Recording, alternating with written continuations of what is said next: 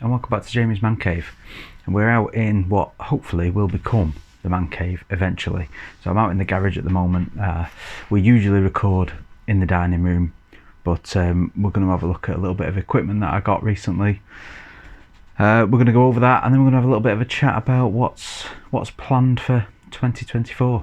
A lot of these videos out at the moment with the new year, people starting looking forward and looking ahead to what their plans are for the year to come in terms of video content, brewery tours, brewing, beers to taste, all that kind of stuff.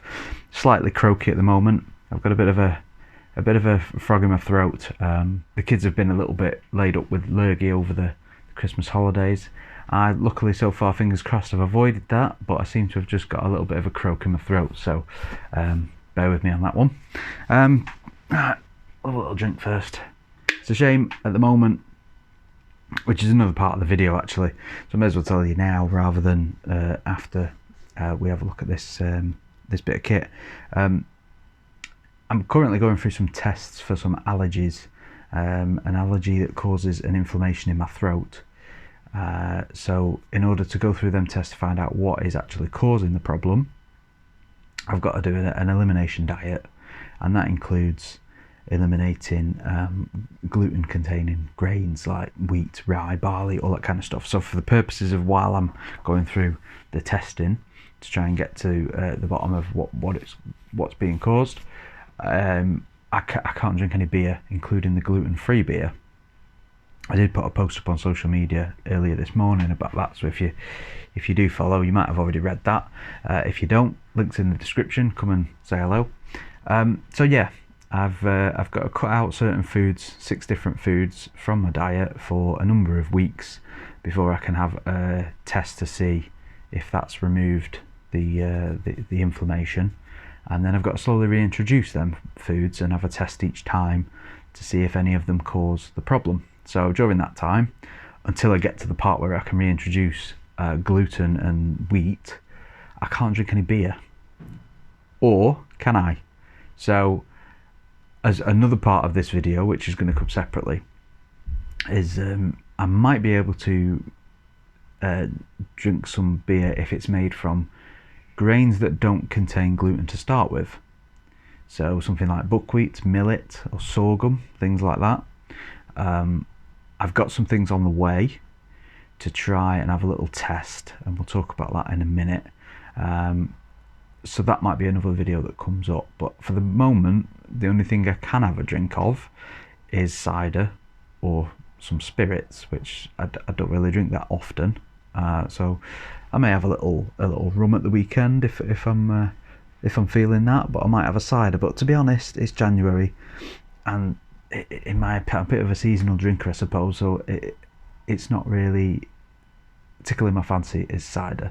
If it was sunny outside, nice and warm, and I could sit and have a nice cold one in the garden, cider would be right up my street. But at the moment, it's not quite doing it for me, and I'm about a week in to this diet. It's going okay, and but I'm just starting to feel like I could do with a walk down the pub and have a nice pint of something, you know, that next beer that you're going to find and try.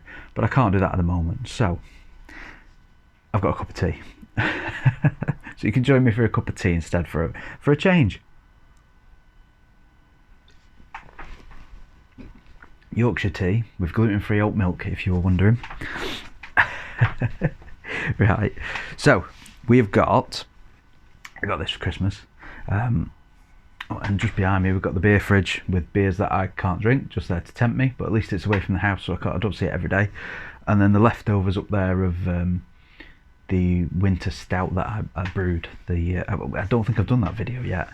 I did premium brew, I think they're called, Irish stout kit, and there's a few of them left over as well. But so for this video we're going to have a little look at the 30 litre mash tun, hot liquor tun from Malt Miller. It's a plastic, a food grade plastic vessel with stainless steel taps and attachments that has a heating element, so it can be used as a heating kettle. and it can be used as the hot liquor tun, sparge water heater, similar to an all-in-one system, but obviously on a smaller scale and cheaper scale, because it's plastic and not one of the big stainless steel like Grainfather type kits. So it's used for brewing a bag basically, and I've wanted to get into all grain brewing at some point anyway, and move away from some of the extract brewing to try some of my own recipes and things like that. So this was the next step. I can do some brewing a bag type recipes, or I will be able to soon enough, so you can come and join me for a couple of them and my little adventures into that. So this is what it looks like, and it has got like a like a brushed sort of steel or aluminium finish on it, but it is plastic. Okay, so we've got the tun itself, the kettle with the lid, and inside we have the mesh bags that I'm assuming are, perfect size, with a valve there, presumably for attaching your hose to siphoning off, electric cables, the heating element itself, which goes through the side of the pre-cut holes which are on the tub, the tap and valve for getting your brew out once you've boiled it up, two of the bazooka style filters, mesh filters, metal. I've seen mixed reviews on them from people and videos I've watched using them. We'll give them a try, it'll be a video for you. And then a couple of other little valves, and some PTFE joining tape as well for them valves. So I've still yet to get it all set up. Nice Malt Miller beer mat. It's a little bit warped, isn't it? It's been stuck in the bottom of there, but it'll soon flatten down with a pint of beer on it. So yeah, once I get the valves fitted into the pre-cut holes and the tap, and the heater element goes in that one, the tap's in that one, that's it. Then it's just a case of mesh bag in, hot water, turn the heating element on, get it up to temperature, add all your grains into the bag, steep them for however long the recipe requires, remove the bag, let it drain, boil up the water that's left behind, add in your hops, and get it over, cool it down, get it over into a fermenter, yeast, and wait a while till you've got beer. As simple as that, from a novice sat in his garage who hasn't actually done any grain brewing yet, but you know where I'm going with that.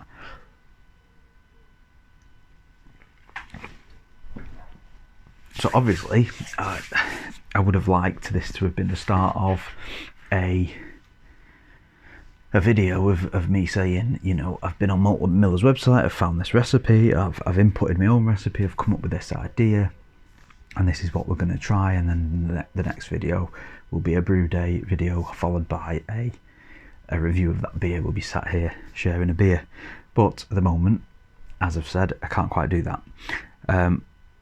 Obviously I'm still excited to use my new piece of kit, so I want to try something on it.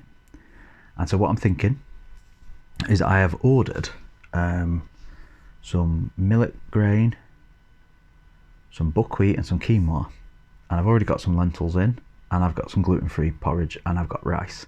So all of them, as far as the research I've done, I'm pretty sure is all gluten-free, and I can have most of them, I can have all of them, I can eat them, so I can definitely brew them and drink them, I would have thought. So I've done a little bit of research, I've looked at videos. It can be quite tricky to get enough sugar out of them grains in order to get a decent fermentation and turn it into beer itself. But even if it's a lower alcohol version, at least it's something I can test the kit out for, and then sit here and have a pint of something. It could be good, could be a disaster, so it's worth coming back to check out them videos. Yes, so the original recipe I'd written down, I'd found an old, and I've got it's way back at the garage, so I won't bother go and find that, but I've got an old glass demijohn, so 4.5 litre. That's just, I'm just going to do that. I'm going to get a 5 litre bottle of water, chuck it in the kettle, throw the grains in the bag, boil it up for a little bit. I'm going to follow a recipe that I found on the Malt Miller website for an IPA style. Obviously they use different grains, so I'm going to replace them with, at the moment I've had written down the millet with some rice and gluten-free oats. Now there might be an introduction of something else into there depending on whether you comment and tell me that's not going to work, or look at my brewing friends there that know anything about gluten-free. But it's worth a try, isn't it? Now there's been mixed videos that I've watched. Some have had to use enzymes to help convert them starches into extra sugars, so they make sure it actually has a decent fermentation.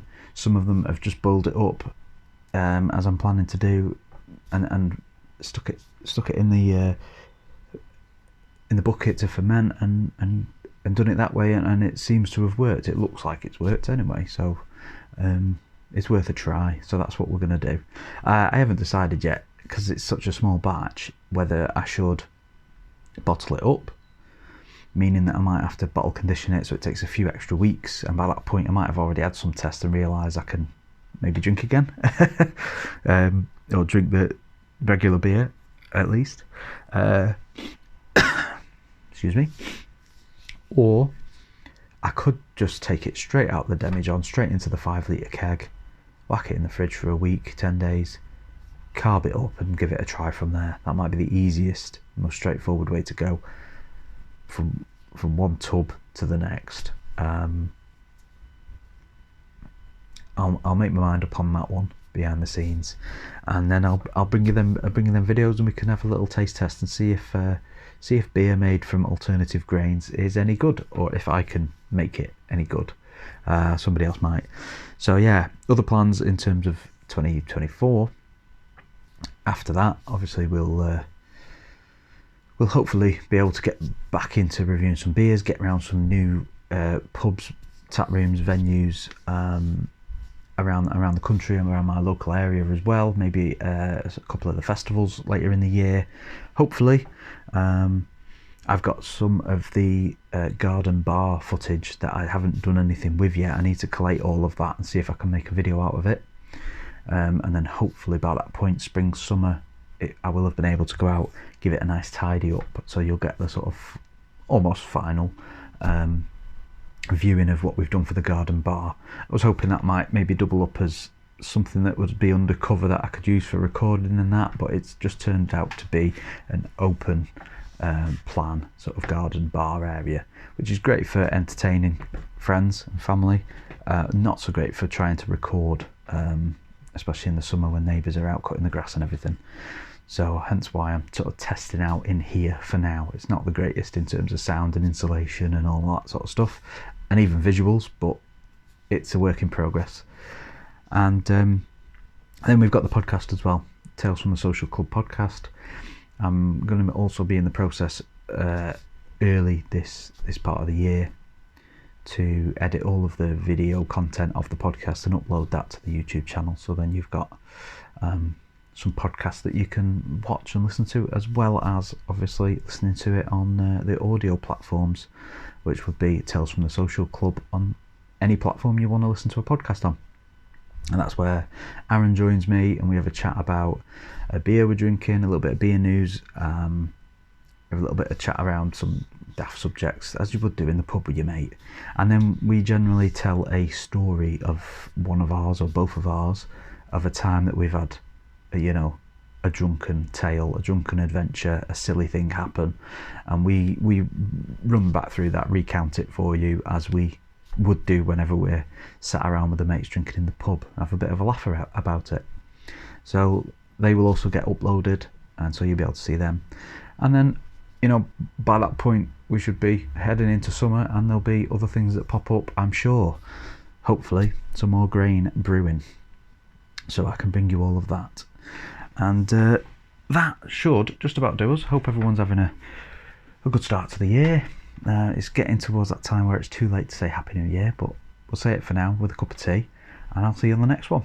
Cheers.